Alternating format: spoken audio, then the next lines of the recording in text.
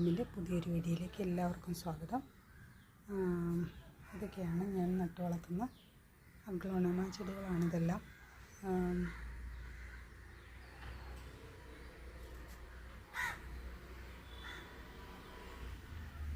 ഇതെല്ലാം എൻ്റെ അഗ്ലോണിമ ചെടികളാണ്.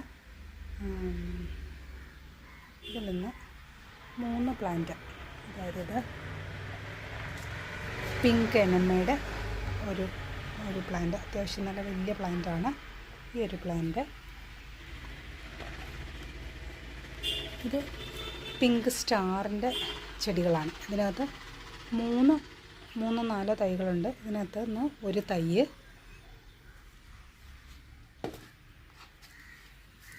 പിന്നെ ഇത് ഫെദർ എന്ന് പറഞ്ഞ ഒരു അഗ്ലോണിമയുടെ തൈയാണ്.